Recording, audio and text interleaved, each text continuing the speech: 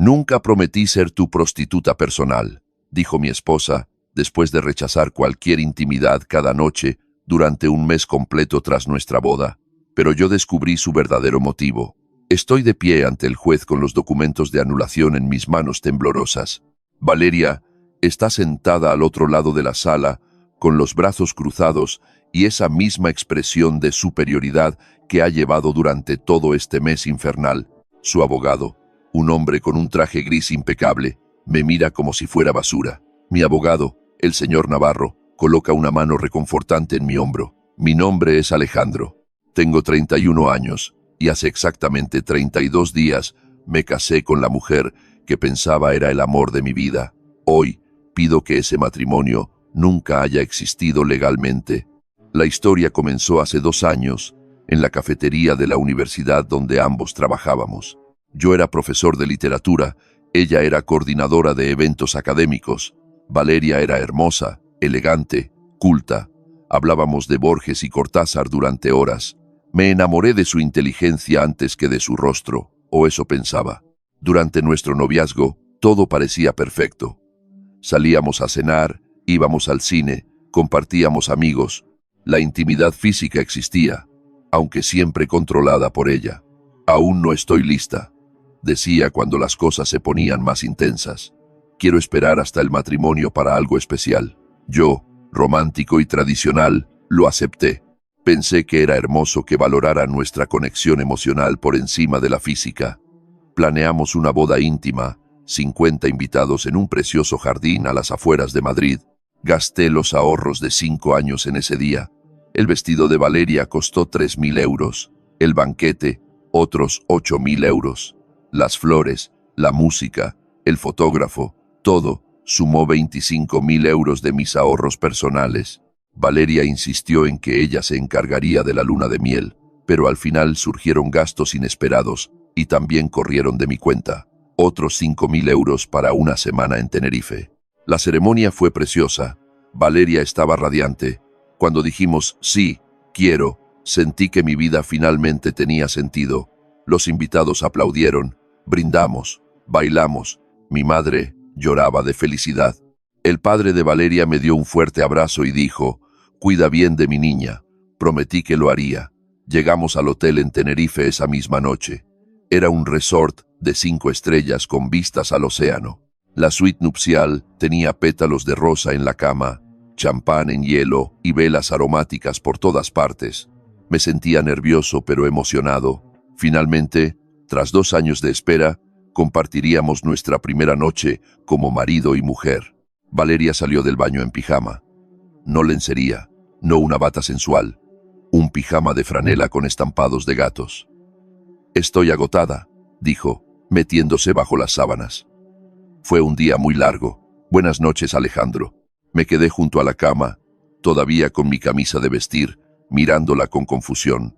«Valeria, es nuestra noche de bodas». «Lo sé», respondió sin siquiera mirarme, ya acurrucada de lado. «Y estoy cansada. Mañana será otro día». Intenté acercarme para besarla suavemente en el hombro. Ella se apartó. «Alejandro, por favor, respeta mi espacio». Me senté en el borde de la cama, sintiéndome rechazado, pero tratando de ser comprensivo. Tal vez realmente estaba agotada. Había sido un día emocionalmente largo. Decidí darle espacio y me di una ducha fría antes de acostarme lo más lejos posible de ella en esa enorme cama. Al día siguiente, lo intenté de nuevo. «¿Quieres que pidamos servicio de habitaciones para el desayuno?», pregunté con una sonrisa sugerente. «No, prefiero salir. Quiero explorar el resort», respondió ella, ya vestida con un bañador y un pareo, lista para irse. Ni siquiera hubo un beso de buenos días. Pasamos el día en la playa. Valeria tomó el sol. Yo leí un libro. Por la noche, cenamos en el restaurante del hotel. La conversación fue superficial, como si fuéramos conocidos casuales, no recién casados. De vuelta en la habitación, volvió a ponerse su pijama de franela. «Valeria, tenemos que hablar», dije. «Llevamos 2 noches casados y ni siquiera hemos estado cerca». Ella suspiró como si mi comentario fuera una molestia. «Alejandro, no todo en el matrimonio se trata de intimidad. Necesito tiempo para adaptarme. Esto es nuevo para mí, pero llevamos 2 años juntos, protesté. Pensé que estábamos esperando al matrimonio precisamente para este momento. Las cosas cambian, fue todo lo que dijo antes de apagar la luz. El resto de la luna de miel fue igual. Excursiones durante el día, rechazo por la noche. Regresamos a casa después de una semana en la que no hubo un solo momento de verdadera intimidad entre nosotros. Empecé a sentir que algo andaba terriblemente mal, pero aún no quería aceptar la magnitud del problema. De vuelta en nuestra ciudad, nos mudamos al apartamento que yo había comprado 6 meses antes. 2 dormitorios, una cocina espaciosa, un balcón con vistas al parque. Gasté otros 10.000 euros amueblándolo a gusto de Valeria. Ella eligió todo: los sofás, las cortinas, la vajilla. Yo solo pagué. Las noches seguían siendo las mismas. Valeria se iba a dormir temprano, siempre con alguna excusa. Me duele la cabeza. Tengo cólicos. Tuve un día difícil en el trabajo. Intenté ser paciente, comprensivo, cariñoso.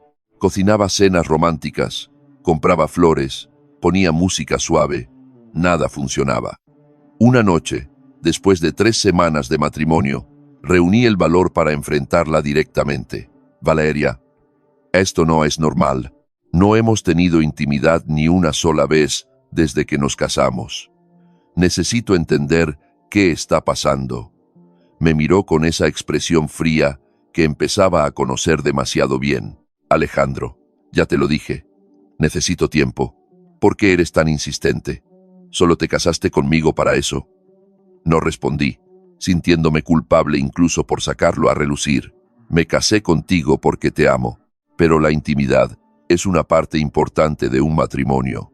Es la diferencia entre ser esposos y ser compañeros de piso. ¡Qué vulgar!, dijo ella, poniendo los ojos en blanco. Resulta que ahora solo soy un objeto para ti. La conversación siempre terminaba así. Ella retorcía mis palabras, haciéndome sentir como el malo. Empecé a dudar de mí mismo. Estaba siendo demasiado insistente, demasiado exigente. ¿Realmente solo pensaba en mí mismo? Pasó la 4ª semana. Llegó el día 30 de matrimonio. Esa noche cociné una cena especial. Compré un vino caro. Me puse una camisa que le gustaba. Cuando Valeria llegó a casa del trabajo, la mesa estaba puesta con velas y su plato favorito, risotto de setas. ¿A qué viene todo esto?, preguntó en un tono neutro, sin ninguna emoción. Es nuestro primer mes de matrimonio, dije, tratando de sonar optimista. Quería celebrarlo contigo. Se sentó y comió en silencio. El vino quedó casi intacto en su copa. Después de la cena, me acerqué a ella en el sofá. Le tomé la mano. Valeria, llevamos un mes casados, 30 días, y no hemos compartido un solo momento íntimo. Por favor, ayúdame a entender qué pasa. Ella retiró la mano bruscamente. Su rostro se endureció de una manera que nunca había visto. Mi cuerpo, mis reglas. No tienes derecho, dijo con una voz aguda y clara. El hecho de que estemos casados no significa que seas dueño de mí o de mi cuerpo. Si no estoy lista, no estoy lista. Punto. Me quedé paralizado. No por el contenido de sus palabras, que en cierto sentido eran correctas, sino por el tono, por la frialdad, por la completa falta de empatía por lo que yo sentía. No había diálogo, ni explicación, ni siquiera un intento de comunicación real. No digo que sea dueño de ti, respondí, tratando de mantener la calma. Pero el matrimonio implica compartir intimidad emocional y física.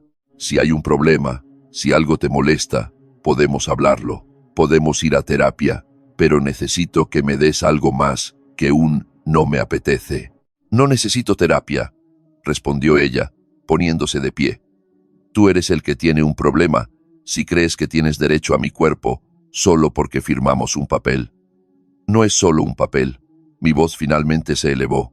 Es un compromiso. Es una promesa de compartir nuestras vidas, de ser compañeros en todos los sentidos. Bueno, yo no prometí ser tu prostituta personal. Escupió las palabras con veneno. Esa frase me golpeó como un puñetazo en el estómago. Me quedé sin habla, mirándola como si fuera una completa desconocida. Y en ese momento me di cuenta de que la mujer que creía conocer, la mujer de la que me enamoré, nunca existió realmente. Valeria Fue al dormitorio y cerró la puerta con llave. Me quedé en la sala, sentado en el sofá que yo había pagado en el apartamento que yo había comprado, rodeado de muebles que ella había elegido, y empecé a repasar mentalmente todo nuestro noviazgo con ojos nuevos. Los patrones estaban allí, siempre habían estado, pero yo había elegido no verlos. Cada vez que salíamos, yo pagaba. Cada regalo que compré, cada plan, giraba en torno a sus preferencias.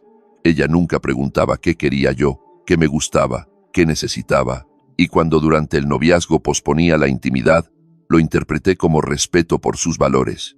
Ahora entendía que era control, control absoluto. No dormí esa noche, me quedé en el sofá, pensando. Al amanecer, había tomado una decisión. Al día siguiente, llamé a mi mejor amigo, Diego. Nos conocíamos desde el instituto. Había sido mi padrino de boda.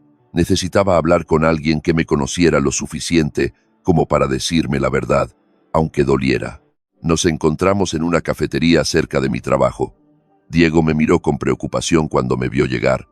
Probablemente notó las ojeras, el pelo desordenado, la camisa arrugada. No había dormido nada. «¿Qué ha pasado, tío?», preguntó directamente. «Tienes un aspecto terrible».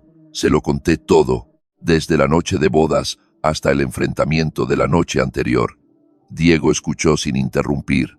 Su expresión se volvía cada vez más seria. Cuando terminé, soltó un largo suspiro. «Alejandro, necesito decirte algo», comenzó, eligiendo sus palabras con cuidado. «Durante tu noviazgo con Valeria, varios de tus amigos notamos cosas que no nos gustaban. La forma en que siempre te hacía cambiar de planes. Cómo nunca contribuía económicamente a nada. Cómo te hacía sentir culpable cuando expresabas una necesidad propia. ¿Por qué nunca dijisteis nada?», pregunté, sintiendo una mezcla de rabia y dolor. «Lo intenté una vez. ¿Recuerdas hace un año cuando te dije que Valeria parecía muy controladora? Me dijiste que no la conocía de verdad, que solo tenía celos de mi felicidad. Dejé de intentarlo porque estabas tan enamorado que no escuchabas. Tenía razón». Recordaba esa conversación.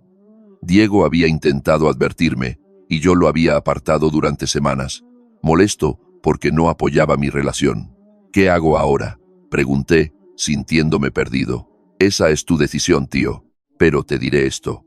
Un mes sin intimidad, en un matrimonio nuevo, con todas esas excusas y ese nivel de frialdad, no es normal. Y la forma en que te habló anoche, llamándote cosas horribles por expresar una necesidad legítima en tu matrimonio. Eso es abuso emocional». La palabra abuso me hizo temblar. «¿Crees que tiene una aventura?». Diego sacudió la cabeza. «No lo sé. Y honestamente, eso casi sería mejor que la alternativa». «¿Qué alternativa?». «Que te usó. Que para ella, el matrimonio nunca fue por amor, sino por seguridad financiera, estatus social, o simplemente para tener a alguien que la mantenga mientras ella vive su vida». Sus palabras confirmaron los pensamientos que había tenido toda la noche, pero que no me había atrevido a verbalizar. Esa tarde, en lugar de ir a casa, fui a ver a un abogado. El bufete estaba en el centro, en un edificio antiguo con suelos de mármol. La recepcionista me llevó al despacho del señor Navarro, un hombre de unos 50 años con canas y una mirada penetrante. «¿Cómo puedo ayudarle, caballero?». «Alejandro Morales», respondí, sentándome en la silla frente a su escritorio. «Necesito información sobre la anulación matrimonial». El señor Navarro arqueó ligeramente las cejas. «¿Cuánto tiempo lleva casado?». «Un mes, 31 días, para ser exactos». Expliqué toda la situación. Él tomaba notas, ocasionalmente. Su expresión profesional nunca cambió. Cuando terminé, se reclinó en su silla. «Señor Morales, hay varios motivos para la anulación matrimonial. El más aplicable en su caso sería el incumplimiento de los deberes conyugales y posiblemente el dolo o fraude. Si podemos demostrar que ella nunca tuvo la intención de consumar el matrimonio, la falta de consumación durante un mes completo, especialmente después de la promesa durante el noviazgo de que esperarían hasta el matrimonio, podría interpretarse como un engaño premeditado. «¿Qué necesito para proceder?», pregunté. «Primero, documentación. Cualquier mensaje, correo electrónico o evidencia que muestre el patrón de rechazo y las razones dadas. Segundo, testigos, si los hay. Tercero, registros financieros que muestren sus contribuciones al matrimonio. Y cuarto, evidencia de que usted intentó resolver el problema mediante la comunicación y que ella rechazó cualquier tipo de solución, como la terapia de pareja. ¿Cuánto tiempo tarda el proceso? Si no hay oposición, puede ser relativamente rápido, 2 o 3 meses. Si ella se opone, podría extenderse hasta 6 meses o más. Pero dado que el matrimonio es tan reciente y claramente no fue consumado, tiene un caso sólido. ¿Y los costes? Mis honorarios son de 5.000 euros para un caso de anulación estándar. Podría ser más si se complica. 5.000 euros más, pero valía mi libertad. Quiero proceder, dije con firmeza. Prepare todo lo necesario. Salí del bufete, sintiéndome extrañamente tranquilo. Por primera vez en semanas, sentí que volvía a tomar el control de mi vida. Esa noche, llegué a casa. Valeria estaba en la sala viendo la tele, comiendo helado directamente del envase. Ni siquiera levantó la vista cuando entré. Tenemos que hablar, dije, poniéndome frente a ella. Si es sobre lo mismo de anoche, no tengo nada más que decir, respondió sin apartar los ojos de la pantalla. No se trata de eso. Se trata de nuestro matrimonio en general. Finalmente, me miró con esa expresión de molestia que se había vuelto tan familiar. ¿Ahora qué? Quiero que veamos a un terapeuta de pareja, dije. No porque realmente creyera que funcionaría, sino porque necesitaba la evidencia de haberlo intentado para el caso legal. Valeria soltó una carcajada corta y amarga. ¿Terapia? ¿Para qué? ¿Para que un extraño te diga que tienes derecho a presionarme sobre la intimidad? No, gracias. Entonces, ¿qué sugieres? Porque no podemos seguir así. Sugiero que madures y entiendas que el matrimonio no son solo tus necesidades, respondió, volviendo su atención a la tele. Si no puedes manejar eso, tal vez no deberías haberte casado. Saqué mi teléfono y grabé discretamente esta parte de la conversación. El señor Navarro me había aconsejado documentarlo todo. Valeria, mírame, dije con voz seria. Ella se giró, molesta por la interrupción. ¿Me amas? La pregunta pareció sorprenderla. Tardó demasiado en responder. Por supuesto. ¿Por qué lo preguntas? Porque no lo parece. Actúas como si mi presencia te molestara. No hemos tenido una conversación real en semanas. Dormimos en la misma cama, pero podríamos estar en planetas diferentes. Y ante cualquier intento que hago por acercarme emocional o físicamente, me rechazas. Así que te lo pregunto de nuevo, ¿realmente me amas? Sus ojos se estrecharon peligrosamente. ¿Me estás acusando de algo, Alejandro? Estoy tratando de entender qué es esto que tenemos, porque no se parece a ningún matrimonio que yo conozca. Valeria dejó el helado en la mesa de centro, con un golpe seco. Se puso de pie frente a mí. ¿Sabes cuál es tu problema, Alejandro? Eres demasiado exigente, demasiado necesitado. Eres patético con tu búsqueda constante de validación y afecto. ¿Quieres saber la verdad? Estoy cansada de lidiar con tus inseguridades. Sus palabras fueron como cuchillos, pero esta vez no me afectaron de la misma manera. Podía ver claramente el patrón. Ella desviaba, me atacaba personalmente, convertía cualquier problema legítimo que yo planteara en un defecto mío. Está bien, dije, con una calma que no sentía. Entonces te propongo algo. Tómate unos días para pensar realmente qué quieres de este matrimonio. Ve a casa de tus padres o a donde quieras. Tómate el tiempo que necesites para decidir si realmente quieres estar casada conmigo. ¿Me estás echando de mi propia casa?, preguntó con incredulidad. Esta casa está a mi nombre, pagada con mi dinero, pero no te estoy echando. Te estoy dando espacio para pensar, porque yo también necesito pensar, y no puedo hacerlo con esta tensión constante. No puedo creer que seas tan manipulador, dijo Valeria, pero pude ver un rastro de preocupación en sus ojos. Por primera vez, yo estaba poniendo límites. No es manipulación, es honestidad. Necesitamos espacio. ¿Cuánto tiempo necesitas? Ella se cruzó de brazos. 1 semana. Perfecto, 1 semana.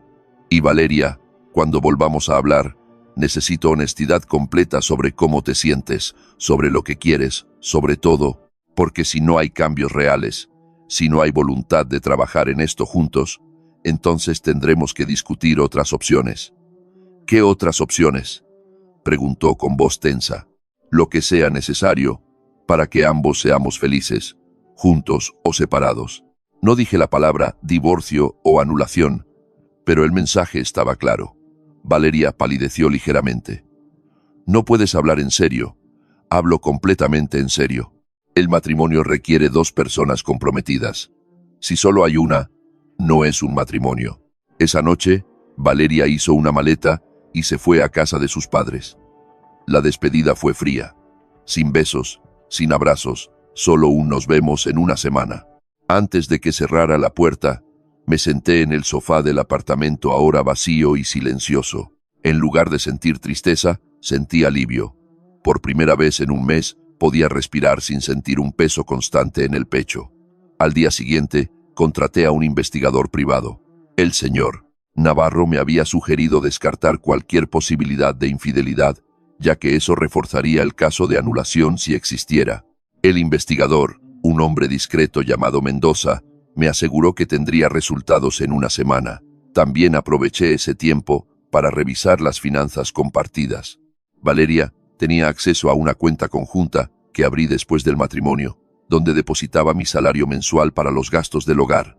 Revisé los movimientos y descubrí algo inquietante. Retiros constantes en tiendas de ropa de lujo, restaurantes caros, tratamientos de spa. Casi todo el dinero que deposité ese mes se lo había gastado ella en cosas que yo ni siquiera sabía que había comprado. Imprimí todos los estados de cuenta, más evidencia para el caso. El miércoles de esa semana, recibí una llamada de la madre de Valeria, doña Beatriz. Nunca habíamos tenido una relación particularmente cercana, pero siempre había sido cordial. Alejandro, necesito hablar contigo, dijo con voz tensa. Valeria me dijo que la echaste de casa. No la eché, doña Beatriz. Le sugerí que se tomara unos días para pensar en nuestro matrimonio, porque tenemos problemas serios que deben resolverse. ¿Qué tipo de problemas? Solo lleváis casados un mes. Los matrimonios nuevos siempre tienen periodos de ajuste. Decidí ser honesto. Doña Beatriz, con todo el respeto, estos no son problemas normales de ajuste. Su hija y yo no hemos tenido intimidad ni una sola vez desde la boda, Abado, y cuando intento hablar de ello, me insulta y me culpa. Hubo un largo silencio al otro lado de la línea. Finalmente, doña Beatriz habló con voz más suave. Ni una sola vez, ni una vez, ni en la luna de miel, ni después. Y cada intento de comunicación se encuentra con hostilidad o indiferencia. Otro silencio. Alejandro, ¿puedo preguntarte algo personal? Claro. ¿Intentaste forzar algo? La pregunta me dolió, pero entendí por qué la hacía. Nunca, doña Beatriz. Jamás haría algo así. He intentado conversaciones, he sugerido terapia, he intentado crear momentos románticos, pero siempre con su consentimiento y participación. Cuando ella dice que no, respeto su no. El problema es que siempre es no, sin explicación, sin alternativas, sin siquiera reconocer que hay un problema. Hablaré con mi hija, dijo finalmente doña Beatriz. Esto no está bien por ninguna de las partes. Un matrimonio necesita comunicación. Gracias, doña Beatriz. Yo solo quería que funcionara, pero necesito que Valeria también quiera que funcione. Esa noche, recibí un mensaje de Valeria. Mi madre no tiene nada que ver con nuestros problemas. Deja a mi familia fuera de esto. Respondí. Tu madre me llamó preocupada. Solo fui honesto con ella. Si no quieres que tu familia sepa de nuestros problemas, ayúdame a resolverlos. No hubo respuesta. El viernes, Mendoza, el investigador, me llamó. Señor Morales, tengo el informe. ¿Podemos vernos? Nos reunimos en su oficina. Abrió una carpeta con fotos y notas. Su esposa no está teniendo una aventura. Al menos no que yo haya podido detectar en estos 5 días, comenzó Mendoza. Pero sí descubrí algo interesante. Se ha estado reuniendo a diario con un grupo de amigas en una cafetería del centro. Las conversaciones que pude escuchar desde mesas cercanas fueron reveladoras. Me mostró grabaciones de audio. Con autorización legal para investigación privada, había logrado capturar fragmentos de conversaciones. Escuché la voz de Valeria claramente. No entiendo por qué hace tanto drama. Tengo un techo, comida y nadie me molesta. ¿No es suficiente? Una de sus amigas respondió. Pero vale, eventualmente tendrás que hacerlo. Ya sabes, es tu marido. Valeria se rió. ¿Por qué? No firmé ningún contrato que dijera eso. Puedo hacer lo que quiera con mi cuerpo. Además, honestamente, la idea me repele un poco. Alejandro es muy necesitado, muy emocional. Otra voz preguntó. Entonces, ¿por qué te casaste con él? Porque es estable, fiable y me da seguridad. No tengo que preocuparme por el dinero o por estar sola. Y mi familia está feliz, porque finalmente me he asentado. Todos ganan. Excepto Alejandro, comentó una de las amigas con tono de desaprobación. Alejandro está bien. Consiguió lo que quería. Una esposa guapa que le hace quedar bien delante de sus amigos y familia. Si pudiera dejar de ser tan exigente con la intimidad, todo sería perfecto. La grabación continuó, pero ya había escuchado suficiente. Mendoza me miró con compasión. Lo siento, señor Morales. Sé que esto es difícil de escuchar. Difícil era poco. Era devastador. Valeria me había usado. El matrimonio para ella era solo una transacción conveniente, una forma de asegurar estabilidad sin tener que dar nada a cambio. ¿Es esto admisible como prueba? Pregunté con voz hueca. Depende del juez y de cómo se presente, pero definitivamente muestra que no hubo buena fe al contraer matrimonio por su parte. Eso es fraude conyugal. Copié todo el material y fui a casa. Me senté en la oscuridad de mi apartamento, procesándolo todo. La mujer que amaba nunca existió. Era una ilusión, una actuación, y yo había sido lo suficientemente ingenuo como para creer en ella, pero ya no más. Al día siguiente, el día 6 de nuestra separación temporal, Valeria apareció en la puerta con su maleta. He pensado en ello, dijo sin siquiera saludarme.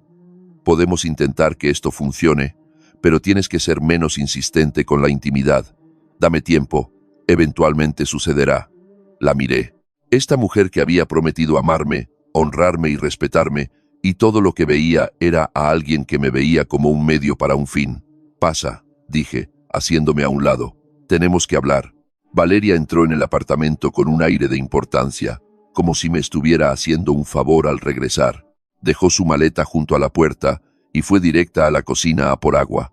La vi moverse por el espacio como si nada hubiera cambiado, como si sus palabras en aquella cafetería no hubieran revelado la verdad completa de nuestro matrimonio.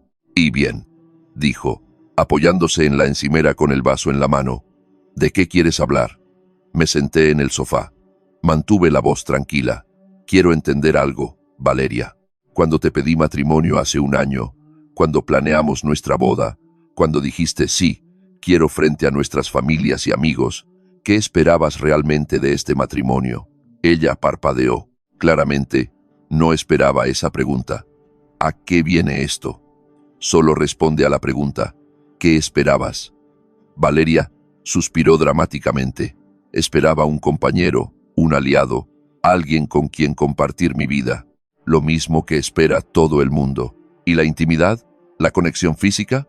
¿Eso era parte de lo que esperabas compartir? Su expresión se endureció de nuevo con lo mismo. Alejandro, ya te he dicho que necesito tiempo. Un mes no es suficiente. Aparentemente no. ¿Cuánto tiempo entonces? 2 meses, 6, 1 año. Nunca. No lo sé, respondió ella con frustración. Deja de presionarme. Me levanté y caminé hacia ella. Mantuve la distancia, pero sostuve su mirada. Valeria, hace una semana te pregunté si me amabas. No respondiste de verdad, así que te lo pregunto de nuevo, y necesito una respuesta honesta. ¿Me amas? Ella apartó la mirada hacia la ventana. Pasaron varios segundos incómodos. A mi manera, dijo finalmente. ¿Qué significa eso? Significa que te aprecio, valoro lo que tienes que ofrecer, que me importas, pero no me amas. No de la forma en que un marido y una mujer deberían amarse. Sus ojos volvieron a los míos. Había desafío en ellos. El amor romántico está sobrevalorado, Alejandro. Lo que tenemos es más estable, más realista. No necesitamos toda esa pasión dramática para tener un buen matrimonio. ¿Un buen matrimonio? Repetí incrédulo. ¿Crees que esto es un buen matrimonio, donde uno de nosotros se siente rechazado, no deseado, usado? Nadie te está usando, replicó defensivamente. Tú eres el que está obsesionado con la intimidad física, como si fuera lo único importante. Saqué mi teléfono. Ha llegado el momento. Tengo algo que enseñarte. ¿Qué? Preguntó sospechosa.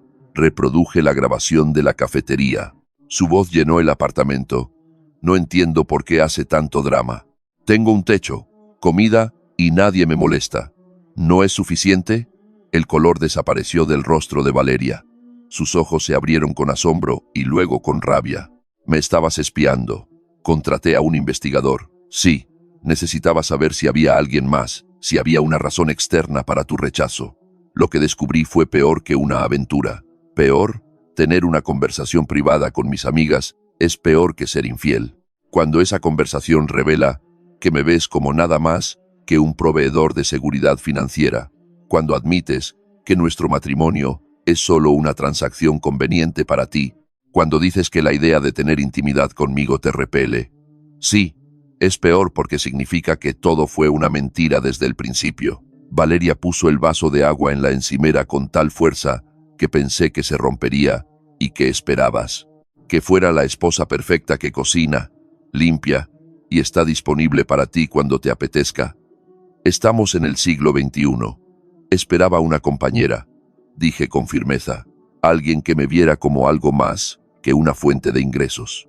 Alguien que realmente quisiera construir una vida conmigo, no solo usar mis recursos para construir la suya. Esto es ridículo, dijo ella, caminando hacia su maleta. No me voy a quedar aquí escuchando esto. Espera, dije. Mi voz la detuvo. Hay algo más que debes saber. Se giró, con los brazos cruzados a la defensiva. ¿Qué? Ayer presenté la demanda de anulación matrimonial. El silencio que siguió fue absoluto. Valeria me miró como si hubiera hablado en otro idioma. ¿Qué has dicho? He solicitado la anulación. El lunes tenemos una vista preliminar con el juez. No, no puedes hacer eso, tartamudeó, recuperando el color en manchas rojas de ira. No sin mi consentimiento. Sí puedo. Por falta de consumación del matrimonio y por fraude matrimonial. La grabación que acabas de escuchar, más testimonios de amigos que notaron patrones manipuladores durante nuestro noviazgo, más el hecho documentado de que no ha habido intimidad en 31 días de matrimonio, más tu negativa a buscar ayuda profesional. Tengo un caso sólido. Valeria se desplomó en el sofá. Su expresión pasó de la rabia al asombro y a algo que parecía miedo. Alejandro, espera. Podemos resolver esto. Yo puedo cambiar. ¿Cambiar? Pregunté amargamente. ¿Cambiar qué exactamente? ¿Vas a empezar a amarme por arte de magia? ¿Vas a dejar de verme como un cajero automático? ¿De repente vas a querer la intimidad que claramente te repele? No dije que me repeliera, protestó débilmente. Sí, lo dijiste. Lo tengo grabado. Les dijiste a tus amigas que la idea de tener intimidad conmigo te repele porque soy demasiado necesitado, demasiado emocional. ¿Te acuerdas? Se cubrió la cara con las manos. Cuando habló, su voz sonaba diferente, más pequeña. No quería decir eso. Estaba desahogando frustraciones con mis amigas. Todo el mundo dice cosas que no siente cuando está molesta. Todo el mundo admite que se casó solo por seguridad financiera. Todo el mundo describe su matrimonio como una transacción conveniente, donde todos ganan excepto su pareja. Por favor, Alejandro. Las lágrimas empezaron a rodar por sus mejillas por primera vez desde que la conocía. Parecían lágrimas reales, no manipuladoras. No destruyas nuestro matrimonio por unas palabras estúpidas. Podemos ir a terapia como sugeriste. Puedo intentar ser más receptiva. ¿Intentar? Repetí. Vas a intentar amarme. Vas a intentar ser mi esposa de verdad. Valeria, el matrimonio no debería ser algo que tengas que obligarte a tolerar. Ella sollozó. Su máscara perfecta finalmente se desmoronó. ¿Qué quieres que diga? Que admito que me equivoqué. Bien, me equivoqué. Me casé contigo por las razones equivocadas, pero eso no significa que no podamos hacer que funcione ahora. ¿Por qué querrías que funcionara? Pregunté genuinamente curioso. Si realmente te repelo, si soy tan necesitado y emocional, ¿por qué quedarte? Hubo un largo silencio. Finalmente, Valeria habló con una voz apenas audible. Porque no quiero ser una mujer divorciada a los 28 años. Porque mi familia se sentirá decepcionada. Porque todos nuestros amigos preguntarán qué pasó. Porque es vergonzoso. Ahí estaba, la verdad completa y honesta. No me amaba, no quería estar conmigo. Solo quería evitar la vergüenza social de un matrimonio fallido. Entiendo, dije con una calma que me sorprendió incluso a mí mismo. Pero ves, prefiero la vergüenza de admitir que cometí un error a vivir el resto de mi vida en un matrimonio vacío con alguien que no me ama. No está vacío, argumentó ella débilmente. Podríamos ser amigos, compañeros. Hay matrimonios que funcionan así. Tal vez los haya, pero yo no quiero ese tipo de matrimonio. Quiero amor real, intimidad real, una conexión real, y tú claramente no puedes o no quieres darme eso. Valeria se levantó bruscamente. ¿Y qué pasa con todo el dinero que gastaste? La boda, la luna de miel, este apartamento. ¿Vas a tirarlo todo por la borda? Ya está tirado, respondí. La diferencia es que ahora puedo cortar mis pérdidas en lugar de seguir invirtiendo en algo que nunca dará fruto. Eres un hijo de P, escupió las palabras con veneno. La mujer dulce y vulnerable de hacía 2 minutos había desaparecido, reemplazada por la Valeria fría que yo conocía tan bien. Todo este tiempo, haciéndote la víctima, cuando en realidad eres tú el que me abandona. Te estoy liberando, corregí, y me estoy liberando a mí mismo de una relación basada en mentiras. Mi padre te va a destruir, amenazó ella. Sus contactos, abogados mejores que los tuyos, te lo va a quitar todo. Tu padre puede intentarlo, pero los hechos son claros. Entraste en este matrimonio de mala fe, nunca tuviste intención de cumplir los deberes conyugales y usaste el matrimonio como un medio para obtener seguridad financiera sin dar nada a cambio. Eso es fraude. Valeria agarró su maleta violentamente. Te vas a arrepentir de esto, Alejandro, te lo juro. Creo que ya me arrepiento, dije con calma. Me arrepiento de no haber visto quién eras realmente hace 2 años. Me arrepiento de haber ignorado las señales de alerta. Me arrepiento de haberme gastado 30.000 euros en una boda para alguien que nunca me amó. Pero no me arrepentiré de terminar con esto antes de que se convierta en una década de miseria. Cerró la puerta de un portazo, haciendo temblar las paredes. Me quedé en medio de la sala, temblando ligeramente por la adrenalina. Pero bajo el temblor había algo más. Alivio. Un alivio enorme y abrumador. Esa noche llamé a mi madre. Había estado posponiendo esta conversación. Sabía lo difícil que sería. Mi madre adoraba a Valeria. O mejor dicho, adoraba la idea de Valeria, la nuera educada, guapa y de buena familia. Mamá, necesito decirte algo. Comencé cuando respondió. ¿Qué pasa, hijo? ¿Está todo bien? No, mamá, no está bien. Valeria y yo nos separamos. He solicitado la anulación. Hubo un largo silencio al otro lado. ¿Anulación? Pero si solo lleváis casados 1 mes. ¿Qué ha pasado? Se lo conté todo, cada detalle doloroso. Mi madre escuchó sin interrumpir. Cuando terminé, suspiró profundamente. Alejandro, voy a decirte algo que debería haberte dicho hace mucho tiempo. Nunca me gustó a Valeria del todo para ti. ¿Qué? Pero si siempre decías lo maravillosa que era. Porque te veía muy feliz. No quería estropearlo con mis dudas. Pero había cosas que notaba. La forma en que nunca se ofrecía a pagar cuando salíais. Cómo siempre cedías en las discusiones. La forma en que hablaba de su futuro, pero nunca incluía tus sueños en esos planes. Pensé que tal vez yo estaba siendo demasiado crítica, que tal vez era solo mi naturaleza protectora de madre. ¿Por qué no dijiste nada? Pregunté, aunque ya sabía la respuesta. Porque parecías enamorado, y pensé que tal vez me equivocaba. Los padres a veces vemos problemas donde no los hay, porque nadie es lo suficientemente bueno para nuestros hijos.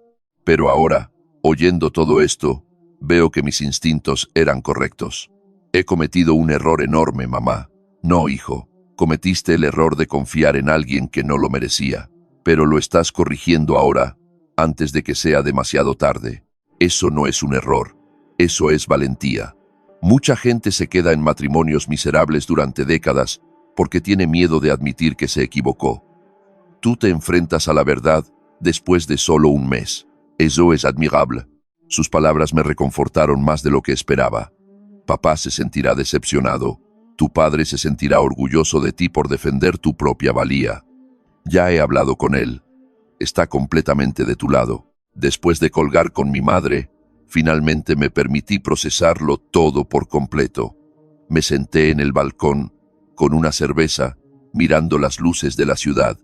Había pasado 2 años enamorado de una ilusión. Había gastado mis ahorros en una farsa. Había comprometido mi futuro con alguien que nunca me vio como algo más que un medio para un fin. Pero también había descubierto mi propia fuerza. Había puesto límites. Había dicho, no más a ser usado y menospreciado. Había elegido mi bienestar por encima de la presión social o el miedo a estar solo. El lunes llegaría pronto, y con él la vista que determinaría el futuro de este matrimonio fallido. Pero por primera vez en semanas, me sentía esperanzado. No por el matrimonio, que estaba muerto y enterrado en mi mente, esperanzado por mi propio futuro, por la posibilidad de encontrar eventualmente a alguien que realmente me amara, por recuperar mi vida y construir algo mejor. Mi teléfono vibró con un mensaje de Diego. «¿Cómo estás, tío?», respondí.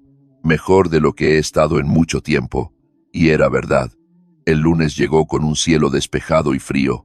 Me desperté temprano, nervioso pero decidido.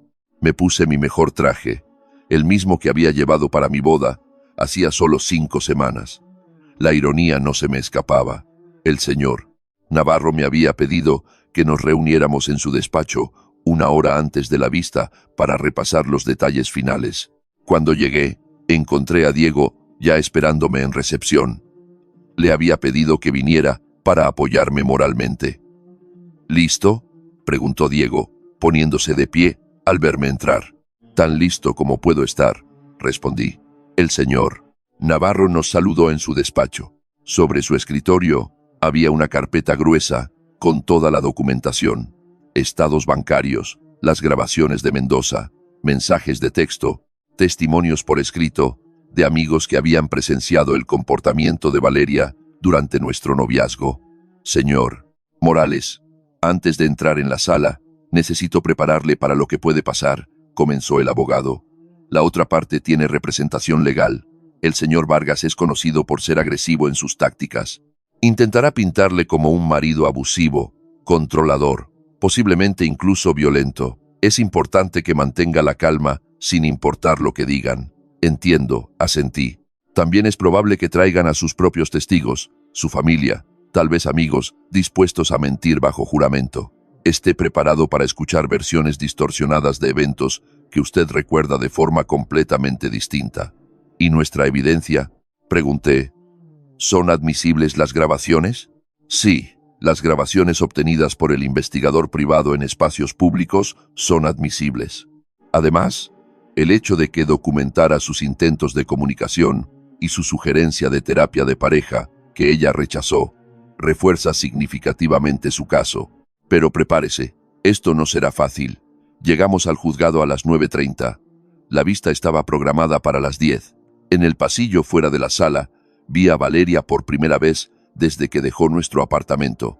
Estaba acompañada por sus padres, doña Beatriz y don Fernando, y su abogado, un hombre de unos 50 años con traje caro y expresión severa. Valeria se veía diferente. Llevaba un atuendo conservador, de apariencia casi frágil. Su maquillaje era mínimo, sus ojos ligeramente enrojecidos, como si hubiera estado llorando. Era una transformación calculada, diseñada para generar simpatía. Nuestras miradas se cruzaron brevemente. En sus ojos vi algo que me sorprendió, miedo real. Tal vez finalmente estaba entendiendo las consecuencias de sus actos. Don Fernando me vio y caminó hacia mí con pasos firmes. Diego se puso inmediatamente a mi lado, listo para intervenir si fuera necesario. «Alejandro», dijo don Fernando con voz controlada pero tensa, «no sé qué demonios crees que estás haciendo, pero esto va a terminar muy mal para ti». «Don Fernando, con todo respeto, esto es entre Valeria y yo. Tú eres el que la arrastra a los tribunales», replicó él, elevando un poco la voz. «Un mes, un maldito mes de matrimonio, y ya quieres anularlo como si fuera un contrato de teléfono móvil. Un mes en el que su hija me mintió, me usó y me trató con desprecio. respondí con firmeza. Un mes en el que descubrí que el matrimonio fue una farsa desde el principio. Mi hija es una mujer decente, intervino doña Beatriz, acercándose también. Tú eres el que la difama con acusaciones ridículas. No son acusaciones, doña Beatriz. Son hechos documentados, y pronto el juez verá todas las pruebas. El señor Vargas se acercó, interrumpiendo la conversación. Señor Morales, le sugiero que deje de hablar con mis clientes. Cualquier comunicación adicional podría perjudicarle en la vista. No tengo problema con eso, respondí, girándome para alejarme. Alejandro, la voz de Valeria me detuvo. Me giré para verla de pie a unos metros, flanqueada por sus padres y su abogado. Por favor, no hagamos esto. Podemos resolver nuestros problemas en privado, sin involucrar a los tribunales. Tuvimos un mes para resolver nuestros problemas en privado, dije. Elegiste no hacerlo. Porque necesitaba tiempo, insistió ella, con la voz quebrándose ligeramente. Buena actuación. No sabía que mi marido me iba a abandonar después de 30 días por no estar disponible lo suficientemente rápido para él. Ahí estaba la narrativa que intentaban vender. Yo como el marido, impaciente e insensible, ella como la víctima presionada. Esa es una versión de los hechos muy conveniente, dije fríamente. Lástima que las pruebas cuenten una historia diferente. Antes de que pudiera responder, las puertas de la sala se abrieron. El alguacil nos hizo señas para que entráramos. La sala era más pequeña de lo que esperaba. El juez, un hombre de unos 60 años con el pelo completamente blanco y expresión seria, ya estaba sentado tras el estrado. Su nombre, según la placa frente a él, era Juez Hernández. Caso número 20.573, anunció el secretario. Morales contra Morales, solicitud de anulación matrimonial. El juez revisó algunos documentos ante él antes de hablar. He leído las peticiones preliminares de ambas partes. Esta es una vista para determinar si hay mérito suficiente para proceder con la anulación o si el caso debe ser desestimado. Señor Navarro, presente su argumento. El señor Navarro se puso de pie. Señoría, este caso es bastante sencillo. Mi cliente, el señor Alejandro Morales, se casó con la señora Valeria Morales hace 35 días. Durante ese tiempo, el matrimonio no se ha consumado ni una sola vez, a pesar de los múltiples intentos del señor Morales por abordar esta situación. Además, tenemos evidencia que muestra que la señora Morales entró en el matrimonio de mala fe, con intenciones fraudulentas, viéndolo principalmente como una transacción financiera más que como una unión romántica genuina. Esas son acusaciones serias, consejero, dijo el juez, mirando hacia Valeria y su abogado. Señor Vargas, su respuesta. El señor Vargas se levantó ajustándose la corbata. Señoría, lo que tenemos aquí es un caso de un marido impaciente y controlador que no puede aceptar que su esposa necesita tiempo para adaptarse al matrimonio.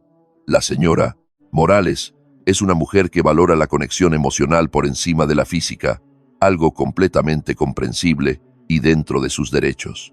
En lugar de respetar sus límites y trabajar con ella de manera comprensiva, el señor Morales la ha acosado, presionado y ahora busca castigarla legalmente por ejercer autonomía sobre su propio cuerpo. Señoría, intervino el señor Navarro, tenemos grabaciones que contradicen completamente esa narrativa. El juez levantó la mano. Llegaremos a las pruebas primero. Señor Morales, acérquese al estrado. Me puse de pie, con las piernas temblando ligeramente, y caminé hacia el frente.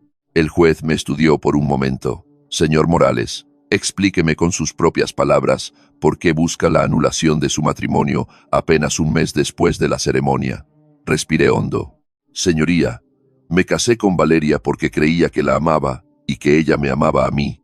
Durante nuestro noviazgo, ella insistió en esperar hasta el matrimonio para ciertos aspectos de nuestra relación, algo que respeté completamente. Pero desde el momento en que nos casamos, ha habido un rechazo total y constante a cualquier tipo de intimidad, acompañado de hostilidad cuando intento discutir el tema. No hablo de presionarla físicamente, nunca lo haría. Hablo de tener conversaciones sobre nuestro matrimonio, sobre nuestras expectativas, sobre construir una vida juntos. Cada intento ha sido recibido con indiferencia o insultos. ¿Y cuándo decidió que la anulación era necesaria?, preguntó el juez. Cuando contraté a un investigador privado para descartar una infidelidad y, en su lugar, descubrí que Valeria confesaba a sus amigas que se casó conmigo por seguridad financiera, no por amor, que la idea de tener intimidad conmigo le repele, que me ve como necesitado y emocional. En ese momento entendí que nunca hubo un matrimonio real, solo una transacción en la que yo era el único que invertía emocionalmente. ¿Desea la defensa contrainterrogar al testigo?, preguntó el juez. Sí, señoría. El señor Vargas se levantó y caminó hacia mí. Señor Morales, ¿es cierto que durante su luna de miel intentó forzar la intimidad con su esposa a pesar de sus objeciones? No, respondí con firmeza. Nunca intenté forzar nada. Expresé confusión y decepción cuando rechazaba cualquier tipo de avance, pero siempre respeté su no. Y es cierto que contrató a un investigador privado para espiar a mi cliente sin su conocimiento o consentimiento. Contraté a un investigador para determinar si había factores externos afectando nuestro matrimonio. Es una práctica legal y común en casos de problemas conyugales. ¿No considera eso una violación de la confianza? Considero una violación de la confianza mayor casarse con alguien sabiendo que nunca tuviste intención de ser una esposa real, sino solo una dependiente financiera. Objeción, gritó el señor Vargas. El testigo está especulando sobre las intenciones de mi cliente. Sostenida, dijo el juez. Señor Morales, limítese a responder a las preguntas sin añadir comentarios adicionales. El interrogatorio continuó durante otros 20 minutos. El señor Vargas intentó pintarme como controlador, obsesionado con la intimidad e insensible a las necesidades emocionales de Valeria. Me mantuve calmado, respondiendo a cada pregunta con hechos específicos y sin emoción. Finalmente, el juez llamó a Valeria al estrado. Caminó hacia el frente con pasos pequeños. Sus manos temblaban ligeramente mientras juraba decir la verdad. Señora Morales, comenzó su abogado con tono suave. ¿Por qué se casó con Alejandro? Porque lo amaba, respondió Valeria, con voz suave y vulnerable. Pensé que íbamos a construir una vida preciosa juntos. ¿Y qué pasó después de la boda? Alejandro cambió completamente. Se volvió exigente, insistente cada noche. Esperaba que tuviera intimidad con él, sin importar cómo me sintiera. Cuando pedía tiempo para adaptarme, se enfadaba. Me acusaba de no amarle. Me hacía sentir culpable por tener límites. ¿Alguna vez su marido intentó forzarla físicamente? Valeria dudó. Sus ojos se cruzaron brevemente con los míos antes de apartar la mirada. Hubo momentos en los que me sentí presionada, momentos en los que no estaba segura de si podía decir que no. Era una mentira flagrante, pero dicha con tal convicción que vi que la expresión del juez se volvía más seria. Señoría, intervino el señor Navarro, solicito permiso para presentar pruebas que contradicen directamente el testimonio de la señora Morales. El juez asintió. Proceda. El señor Navarro reprodujo la grabación de la cafetería. La voz de Valeria llenó la sala, clara e inequívoca. No entiendo por qué hace tanto drama. Tengo un techo, comida, y nadie me molesta. No es suficiente. Vi cómo el rostro de Valeria palidecía. Sus padres intercambiaron miradas de asombro. El señor Vargas se inclinó para susurrarle algo urgente al oído. La grabación continuó, cada palabra destruyendo la narrativa que habían intentado construir. Cuando terminó, el silencio en la sala fue absoluto. Señora Morales, dijo el juez con voz fría. ¿Es esa su voz en la grabación? Estaba molesta, tartamudeó Valeria. Me estaba desahogando con mis amigas. No representaba realmente cómo me siento. Entonces mentía a sus amigas o está mintiendo ahora bajo juramento, preguntó el juez directamente. Valeria abrió la boca, pero no salió ningún sonido. El señor Navarro aprovechó el momento. Señoría, también tenemos documentación de los gastos de la señora Morales durante el matrimonio. Casi 5.000 euros en compras personales, spa, restaurantes de lujo, todo cargado a cuentas pagadas exclusivamente por mi cliente. Además, testimonios escritos de amigos del señor Morales que notaron patrones manipuladores durante el noviazgo. El juez revisó los documentos que el señor Navarro le entregó. Su expresión se volvía cada vez más seria. Señora Morales entró en este matrimonio con la intención de cumplir los deberes conyugales típicos de una unión matrimonial. Valeria miró a su abogado, quien solo pudo encogerse de hombros ligeramente. Pensé que eventualmente, comenzó débilmente. Eso no es lo que he preguntado, interrumpió el juez. He preguntado si tenía la intención, en el momento de casarse, de ser una esposa, en el sentido pleno de la palabra, o si veía el matrimonio principalmente como un acuerdo de conveniencia financiera. Las lágrimas empezaron a rodar por las mejillas de Valeria, pero esta vez no generaron simpatía, solo confirmaron la verdad. No lo sé, susurró finalmente. El juez cerró la carpeta frente a él con un golpe seco. He oído suficiente. El juez Hernández se quitó las gafas y las limpió lentamente con un pañuelo, un gesto que parecía darle tiempo para organizar sus pensamientos. El silencio en la sala era tan denso que podía oír la respiración nerviosa de Valeria desde donde estaba sentado. En mis 27 años como juez de familia, comenzó finalmente, volviéndose a poner las gafas, he visto todo tipo de matrimonios fallidos, infidelidad, abuso, incompatibilidad, pero rara vez he visto un caso tan claro de fraude matrimonial como el presentado hoy ante mí. El señor Vargas se levantó rápidamente. Señoría, con todo el respeto, fraude es una palabra muy fuerte. Mi cliente simplemente necesitaba tiempo para... Señor Vargas, interrumpió el juez con voz firme. He escuchado la grabación donde su cliente admite con sus propias palabras que se casó por seguridad financiera y no por amor. He visto los registros bancarios que muestran gastos excesivos en artículos de lujo personales, todos pagados por el demandante. He leído los testimonios de múltiples testigos sobre patrones manipuladores durante el noviazgo y he escuchado a su cliente contradecirse repetidamente bajo juramento. Valeria sollozaba abiertamente. Ahora, su madre tenía un brazo alrededor de sus hombros. El rostro de don Fernando estaba rojo de rabia contenida. La institución del matrimonio, continuó el juez, se basa en la buena fe de ambas partes. Cuando una persona entra en un matrimonio con intenciones fraudulentas, usando a la otra parte como un medio para obtener beneficios económicos, sin intención real de cumplir los compromisos básicos de una unión conyugal, eso constituye fraude. Y el fraude invalida el contrato matrimonial. Mi corazón latía tan rápido que pensé que todos en la sala podían oírlo. El señor Navarro me tocó ligeramente el brazo, un gesto tranquilizador. Por lo tanto, el juez golpeó su mazo. Declaró que hay mérito suficiente para proceder con la anulación. El matrimonio entre Alejandro Morales y Valeria Morales queda disuelto como si nunca hubiera existido legalmente. Además, ordeno que... No, gritó Valeria, levantándose bruscamente. Esto no es justo. Soy su esposa. El juez la miró severamente.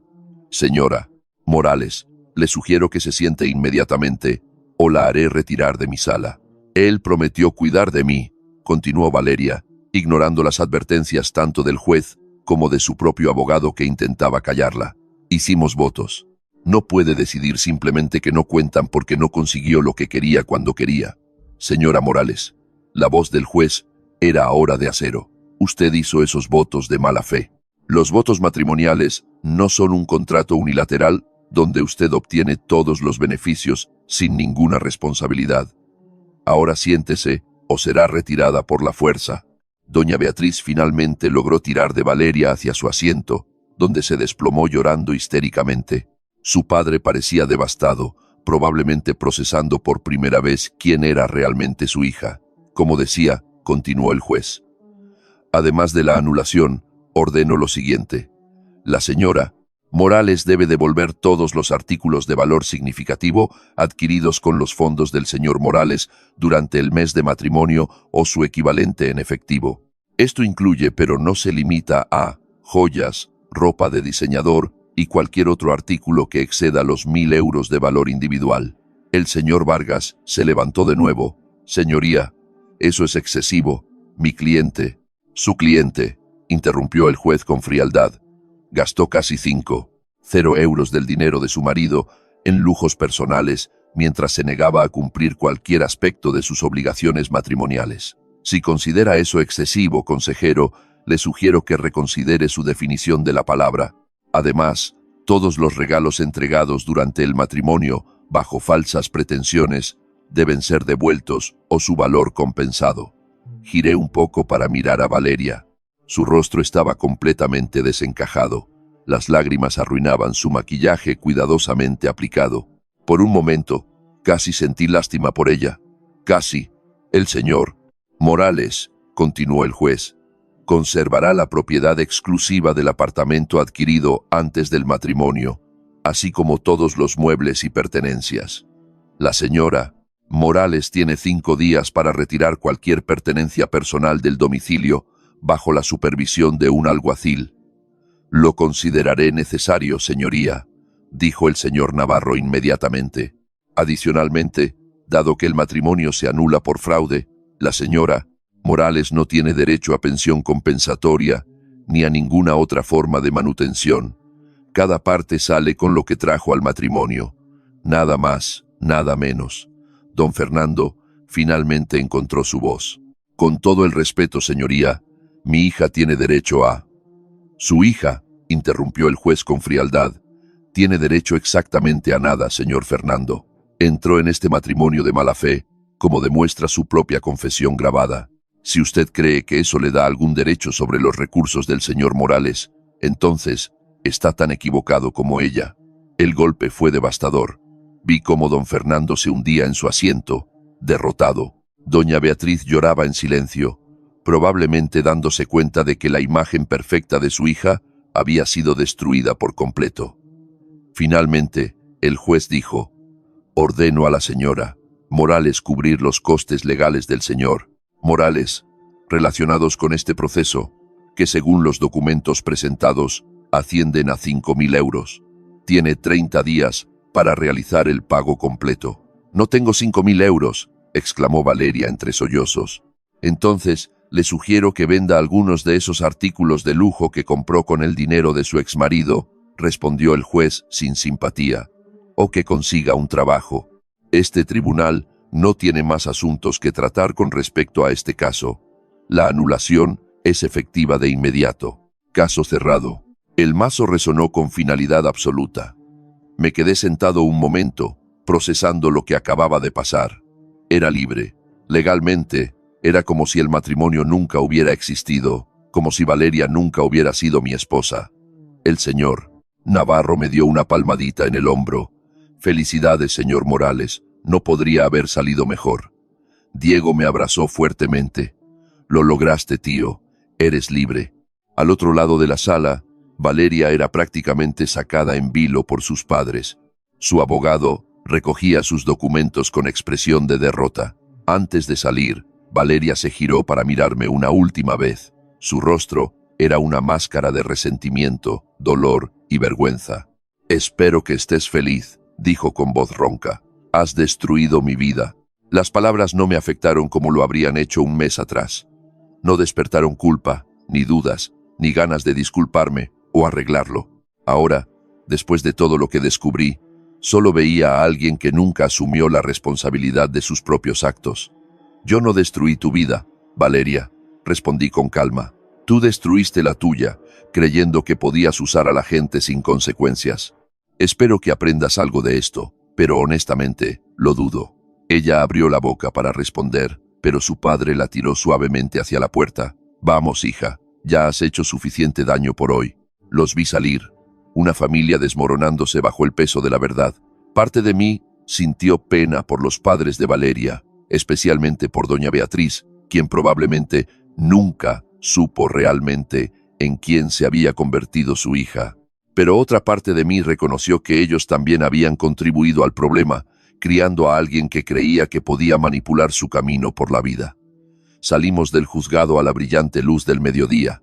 El aire fresco se sentía limpio, refrescante. Diego insistió en que fuéramos a comer para celebrar, y aunque no me sentía particularmente festivo, acepté. Necesitaba compañía, necesitaba procesar todo con alguien que me conociera. En el restaurante, después de pedir, Diego levantó su vaso de agua. Por la libertad y por tener el valor de reconocer un error y corregirlo, brindamos, y por primera vez en semanas sentí algo parecido a una paz genuina. ¿Y ahora qué?, preguntó Diego, después de dar un sorbo. Ahora, repetí, pensando en la pregunta. Ahora recupero mi vida, reconstruyo mis ahorros, paso tiempo con gente que realmente me valora y, eventualmente, cuando esté listo, tal vez intente de nuevo encontrar a alguien que me ame de verdad, no solo por lo que puedo proveer. Vas a estar bien, tío, dijo Diego con certeza. De hecho, creo que vas a estar mejor que bien. Esta experiencia, por horrible que fuera, te enseñó a reconocer señales de alerta. Te enseñó tu propia valía. La próxima vez, no te conformarás con menos de lo que mereces. Tenía razón. Había aprendido lecciones dolorosas pero valiosas sobre la importancia de escuchar mis instintos, sobre no ignorar las señales solo porque estaba enamorado de la idea de alguien, sobre mi propia valía como persona, no solo como proveedor. Esa noche regresé solo a mi apartamento. Por primera vez en más de un mes, era verdaderamente mío de nuevo.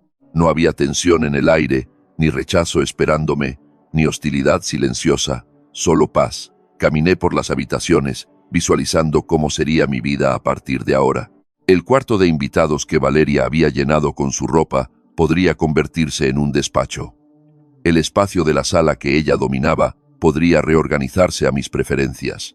Todo el apartamento podría finalmente reflejar quién era yo, no quién quería ella que fuera. Sonó mi teléfono. Era mi madre. ¿Cómo fue todo, hijo?, preguntó con ansiedad nada más responder. Ganamos, mamá. La anulación fue aprobada. Es como si el matrimonio nunca hubiera existido. Oí su suspiro de alivio. Gracias a Dios. ¿Cómo te sientes? Honestamente, aliviado, libre, un poco triste por el tiempo y el dinero perdidos, pero sobre todo, aliviado. El dinero se recupera, hijo, y el tiempo, aunque no podamos recuperarlo, al menos no perdiste más que un mes frente a una vida entera en un matrimonio miserable. Yo diría que saliste bien parado. Hablamos durante casi una hora.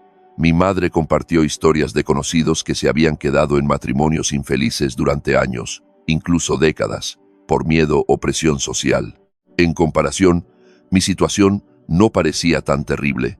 Había identificado el problema rápidamente y actuado con decisión. Eso era algo de lo que estar orgulloso, no avergonzado. Después de colgar, me hice una cena sencilla.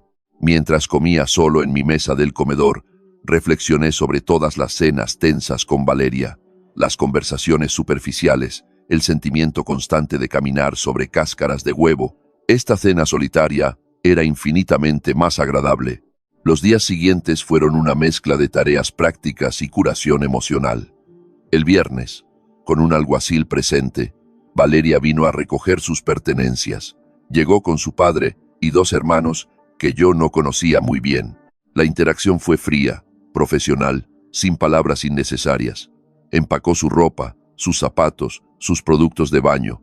Intentó llevarse algunos artículos decorativos que ella había elegido, pero el alguacil consultó la lista que yo había preparado de antemano y le informó que esos artículos habían sido pagados por mí y por lo tanto me pertenecían. Alejandro, por favor, intentó Valeria una última vez cuando estaba a punto de irse. Al menos, déjame quedarme con el collar que me diste por mi cumpleaños. Tiene valor sentimental. Miré el collar de perlas que sostenía, el que había costado 2.000 euros. Valor sentimental. Repetí, ¿de verdad? ¿O valor de reventa? No respondió, solo lo dejó caer sobre la mesa de centro con un gesto dramático. Cuando finalmente se fueron, cerré la puerta y me apoyé en ella, agotado pero satisfecho. Esta etapa había terminado. El apartamento era completamente mío de nuevo. El lunes siguiente, fui a un joyero para tasar todo lo que Valeria había dejado atrás. El collar de perlas, unos pendientes de diamantes, un brazalete de oro. El total fue de casi 4.500 euros. No era todo lo que me había gastado en ella, pero era algo. Decidí venderlo todo. No quería recordatorios físicos de ese capítulo de mi vida. Con el dinero de las joyas, más el dinero que recuperaría cuando Valeria pagara los costes legales, podría recuperar una parte decente de lo perdido. No todo, pero suficiente para empezar a reconstruir mis ahorros. También decidí ver a un terapeuta, no porque hubiera nada malo en mí, sino porque reconocí que necesitaba procesar toda esta experiencia adecuadamente. Necesitaba entender por qué había ignorado las señales, por qué había permitido que mi deseo de ser amado nublara mi juicio. Mi primera sesión con la doctora Jiménez fue reveladora.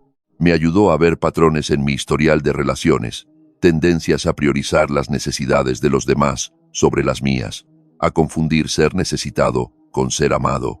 Alejandro, me dijo durante nuestra tercera sesión, lo que experimentaste no fue solo un matrimonio fallido, fue un abuso emocional. Ella te manipuló, te usó, y luego te hizo sentir culpable por tener necesidades legítimas. Reconocer eso no te hace débil, te hace consciente, y la conciencia es el primer paso para evitar repetir patrones.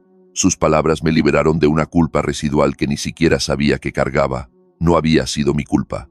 No había sido exigente ni insensible por expresar que esperaba intimidad y una conexión real en mi matrimonio. Esas eran expectativas completamente normales y saludables. Pasaron las semanas. El dolor agudo se convirtió en un dolor sordo y finalmente en solo un recuerdo desagradable. Empecé a salir más con amigos, retomando aficiones que había descuidado durante mi relación con Valeria. Empecé a leer por placer de nuevo, no solo los textos académicos requeridos para mi trabajo. Me uní a un club de senderismo. Empecé a cocinar comidas elaboradas solo porque me gustaba, sin preocuparme de si alguien más las apreciaría. 2 meses después de la anulación, me encontré con una antigua compañera de universidad, Claudia, en una librería. Habíamos sido amigos cercanos durante nuestros años universitarios, pero habíamos perdido el contacto tras la graduación. Tomamos un café, nos pusimos al día sobre nuestras vidas. Cuando mencioné brevemente el matrimonio anulado, ella escuchó sin juzgar. ¿Sabes lo que me gusta de ti, Alejandro?, dijo después de escuchar mi historia resumida. Que reconociste que algo estaba mal y actuaste. Mucha gente se habría quedado sufriendo en silencio, convenciéndose de que era lo correcto. Tuviste el valor de decir, no, merezco algo mejor que esto. Sus palabras me reconfortaron de una manera que no había sentido en mucho tiempo. No era atracción romántica, no estaba listo para eso todavía. Era simplemente el calor de ser visto, apreciado y validado por quien realmente era. Intercambiamos números y acordamos vernos de nuevo. Sin presiones, sin expectativas, solo 2 viejos amigos reconectando. Cada noche, de vuelta en mi apartamento, me asomaba al balcón con una cerveza, mirando las luces de la ciudad, como había hecho tantas veces durante los días oscuros del matrimonio. Pero ahora todo se veía diferente, más brillante, más lleno de posibilidades. Mi teléfono vibró con un mensaje de Claudia. Gracias por el café de hoy. Me ha alegrado mucho verte y saber que estás bien. Eres una buena persona, Alejandro. No dejes que una mala experiencia te haga olvidar eso. Sonreí. Escribí una respuesta sencilla de agradecimiento y guardé el teléfono. El futuro era incierto, pero por primera vez en mucho tiempo, eso no me asustaba, me emocionaba. Había sobrevivido a lo que pensaba que era el peor momento de mi vida. Había encontrado mi voz, mi valor, mi fuerza, y ahora, libre de las cadenas de un matrimonio fraudulento, estaba listo para construir una vida que fuera verdaderamente mía. 6 meses después de la anulación, mi vida había encontrado un ritmo completamente diferente al que había conocido durante mi tiempo con Valeria. Era un ritmo construido sobre cimientos sólidos, de autenticidad en lugar de apariencias, de autorrespeto en lugar de complacencia desesperada. El apartamento se había transformado por completo. Contraté a una diseñadora de interiores no para impresionar a nadie, sino simplemente porque quería un espacio que reflejara genuinamente quién era yo. Las paredes mostraban ahora obras de arte que me gustaban, no piezas apropiadas en las que Valeria había insistido porque parecían más sofisticadas. Mi biblioteca ocupaba toda la pared de la sala, llena de libros que realmente leía, no decoraciones caras que solo servían para impresionar a las visitas. Mis ahorros se estaban recuperando lentamente. Valeria había pagado los 5 €0 de costes legales tras 2 meses de retrasos, probablemente presionada por sus padres, que no querían enfrentarse a consecuencias legales adicionales. El dinero de las joyas vendidas también ayudó, pero más importante que la recuperación financiera fue la recuperación emocional. La terapia con la doctora Jiménez seguía siendo invaluable. Durante nuestras sesiones, descubrí patrones que se remontaban a mucho antes de Valeria, una tendencia a confundir ser necesitado con ser amado, un miedo profundo a decepcionar a los demás que me hacía ignorar mis propias necesidades, una creencia subconsciente de que tenía que ganarme el amor mediante el sacrificio constante. El amor real, me explicó la doctora Jiménez, durante una sesión particularmente reveladora, no requiere que te pierdas a ti mismo, no requiere un sacrificio constante sin reciprocidad. El amor real te hace sentir más tú mismo, no menos. Esas palabras resonaban en mi mente con frecuencia. Había pasado 2 años con Valeria, sintiéndome cada vez menos yo mismo, cada vez más pequeño, cada vez más cuestionado. Ahora, simplemente, sentía que me expandía de nuevo hacia quien realmente era. Mi amistad con Claudia había crecido de forma natural durante esos meses. Nos veíamos cada 2 semanas para tomar café o cenar, a veces acompañados de otros amigos, a veces solos. Ella era profesora de historia en una universidad privada, apasionada por su trabajo, con un sentido del humor seco que me hacía reír de verdad, pero manteníamos conscientemente las cosas en el terreno de la amistad. Yo no estaba listo para más, y ella lo respetaba por completo. Sin prisas, me dijo una noche, cuando admití que me sentía presionado por amigos bien intencionados que querían presentarme a gente. Acabas de salir de algo traumático. Date tiempo para curarte por completo antes de invitar a nadie más a tu vida. Su comprensión era refrescante. No había segundas intenciones, ni intentos de empujarme hacia la siguiente relación. Solo amistad genuina. En el trabajo también hubo cambios positivos. Sin el drenaje emocional constante de mi matrimonio fallido, mi energía y mi enfoque habían vuelto. Publiqué 2 artículos académicos en revistas prestigiosas. Me ofrecieron dirigir un nuevo programa de literatura contemporánea que realmente me entusiasmaba. Incluso había empezado a escribir un libro, algo que había pospuesto durante años porque no tenía tiempo. Una tarde de octubre, recibí una llamada inesperada de doña Beatriz, la madre de Valeria. No habíamos hablado desde la vista. Alejandro, comenzó con voz tensa. Sé que probablemente no quieras saber de mí, pero necesitaba llamarte. ¿Está todo bien?, pregunté genuinamente preocupado a pesar de todo. Sí, bueno, relativamente. Quería pedirte disculpas. Fernando y yo hemos pasado estos meses reflexionando mucho sobre lo que pasó, sobre cómo criamos a Valeria, sobre las señales que ignoramos, sobre cómo te tratamos durante todo aquel proceso. Hizo una pausa como reuniendo valor. Fuiste honesto con nosotros desde el principio, cuando mi hija te acusó de ser el problema. La creímos sin cuestionar, porque es nuestra hija. Pero después de la vista, después de oír aquella grabación, tuvimos que enfrentarnos a la verdad. Valeria no fue criada para valorar a las personas más allá de lo que podían darle. Eso es culpa nuestra, no tuya. Sus palabras me sorprendieron. Doña Beatriz, yo no. Ella interrumpió suavemente. Déjame terminar. Valeria está en terapia ahora. Vive sola por primera vez, trabajando en un empleo que no le gusta, pero que paga sus facturas. Está aprendiendo lecciones que debería haber aprendido hace años.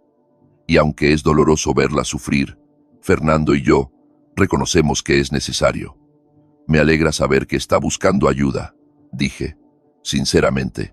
También quería que supieras que nosotros, como padres, nos hicimos cargo de los 5.000 euros de costes legales que te debía. Fue nuestro fracaso como padres lo que creó esta situación. Lo menos que podemos hacer es asegurarnos de que no sufras más pérdidas financieras por nuestros errores. Ya los recibí, le recordé. Valeria los pagó hace meses. Lo sé. Le dimos el dinero para que te lo diera ella, pero sentimos que merecía saber que venía de nosotros, no de ella. Ella aún no ha aceptado plenamente su responsabilidad, aunque esperamos que algún día lo haga. Después de colgar, me quedé en silencio, procesando la conversación. No cambiaba nada fundamentalmente, pero había algo reconfortante en saber que al menos los padres de Valeria estaban enfrentándose a la realidad. Tal vez con el tiempo y la terapia, Valeria también lo haría, pero eso ya no era mi problema ni mi responsabilidad. En noviembre, Claudia me invitó a una cena por el día de San Martín con su familia. Sin presiones, aclaró inmediatamente. Mi familia es enorme y ruidosa. Siempre invitamos a amigos que no tienen planes, pero si prefieres tener un día tranquilo, lo entiendo perfectamente. Acepté, y la experiencia fue reveladora. La familia de Claudia era exactamente como ella la describió: grande, ruidosa, afectuosa. Había discusiones acaloradas sobre política, seguidas de risas, niños corriendo por todas partes, múltiples generaciones compartiendo historias. Era caótico pero cálido, auténtico de una manera que las reuniones cuidadosamente orquestadas de mi familia o de la de Valeria nunca habían sido.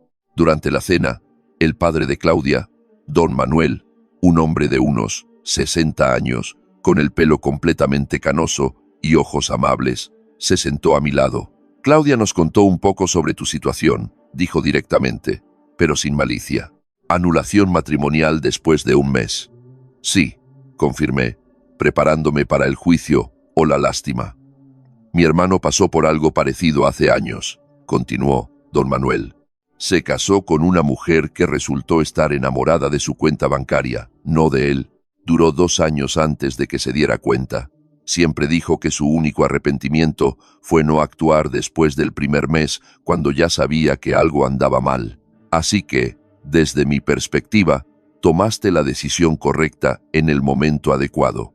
Sus palabras sencillas y directas me liberaron de un residuo de vergüenza que ni siquiera sabía que aún cargaba. No había nada de qué avergonzarse en reconocer un error y corregirlo rápidamente. Llegó diciembre con su habitual frenesí de festividades. Mi madre insistió en que pasara la Navidad con la familia. Durante la cena, mi tía Rosaura, que siempre había sido mi favorita por su franqueza brutal, levantó su copa. Un brindis, anunció, por Alejandro, que este año nos enseñó que tener el valor de decir no más es tan importante como tener el valor de decir sí, quiero. Toda la mesa brindó y sentí un calor genuino que no había experimentado en mucho tiempo. Mi familia, a diferencia de los Morales, me apoyaba incondicionalmente. Después de la cena, mi madre me llevó a un lado. ¿Cómo estás? De verdad, hijo. No la versión que le cuentas a todo el mundo. ¿Cómo estás? Pensé seriamente en la pregunta antes de responder. Estoy bien, mamá. De verdad. Algunos días son más difíciles que otros. Momentos en los que me pregunto si actué demasiado rápido o si debería haberlo intentado más. Pero luego recuerdo la grabación, las palabras de Valeria, cómo me sentía cada día durante aquel mes.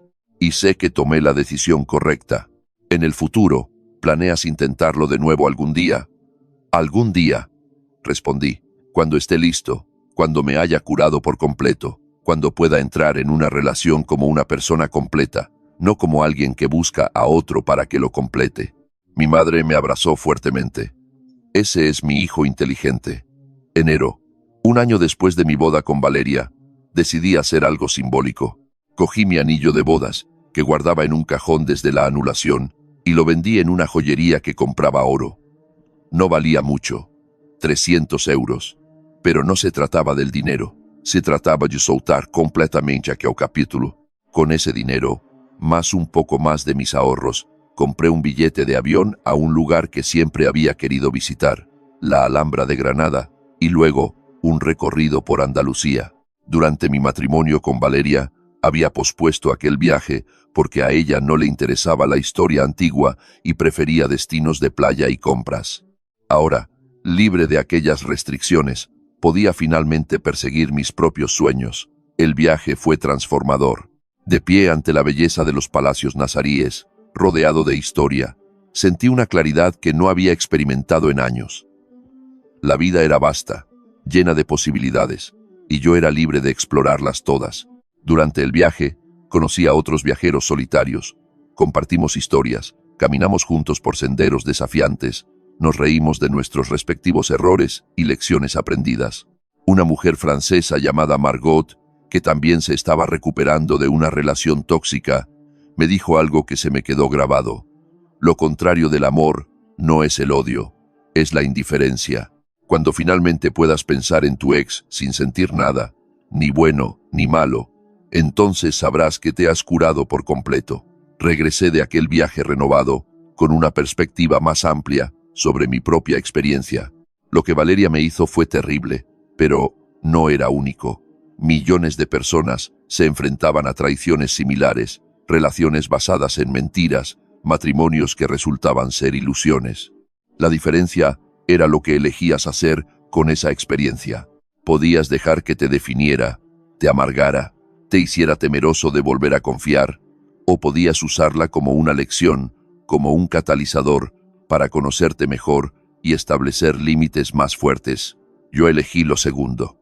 En febrero, Claudia me confesó durante uno de nuestros cafés habituales que había empezado a desarrollar sentimientos románticos por mí, pero añadió rápidamente: no espero nada. Nuestra amistad es demasiado importante para arriesgarla si no estás listo. Solo quería ser honesta contigo. Su honestidad me conmovió profundamente, y reflexionando sobre mis propios sentimientos, me di cuenta de que yo también había empezado a verla de forma diferente, pero algo me retenía. No miedo exactamente, sino una precaución saludable. Dame un poco más de tiempo, le pedí, no porque no me importes, sino porque quiero asegurarme de que puedo entrar en algo nuevo de forma justa para ambos, sin cargar con todo el equipaje de lo que viví con Valeria. Tómate todo el tiempo que necesites, respondió ella con una sonrisa comprensiva. No me voy a ningún lado. Aquella conversación me llevó a una sesión crucial con la doctora Jiménez. ¿Cómo sé cuándo estoy listo?, le pregunté. ¿Cómo sé que no repetiré los mismos errores?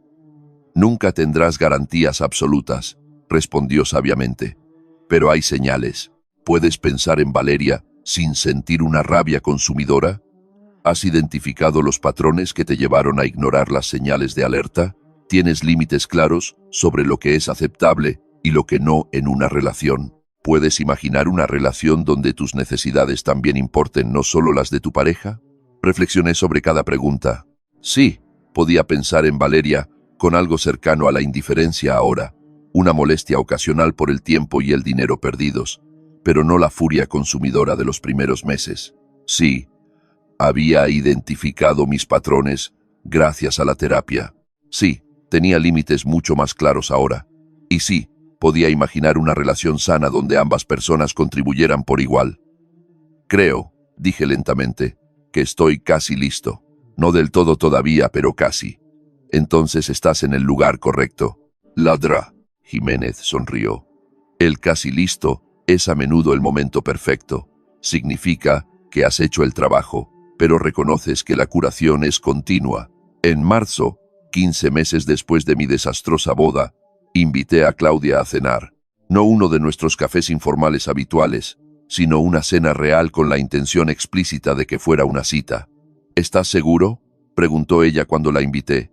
Su voz mezclaba esperanza con precaución. Estoy seguro, respondí, o al menos tan seguro como puedo estar. Quiero intentarlo contigo como es debido. La cena fue diferente a cualquier experiencia que hubiera tenido con Valeria.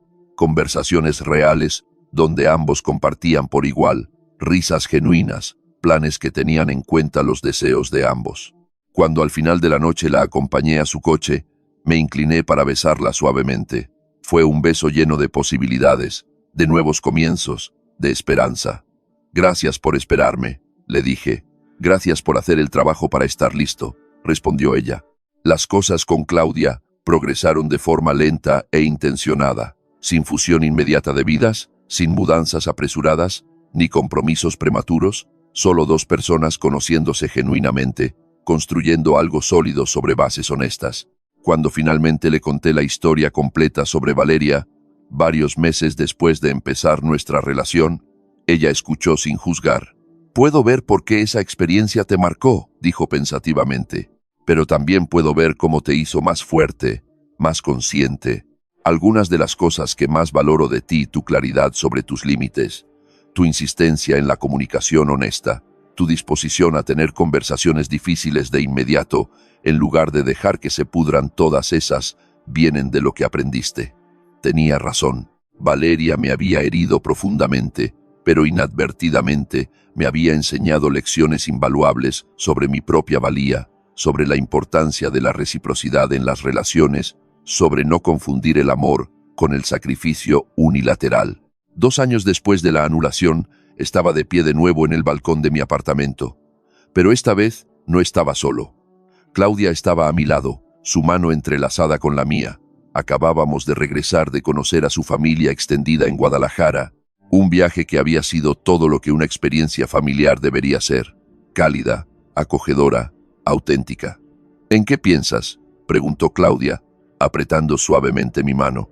En lo diferente que es todo ahora, respondí honestamente.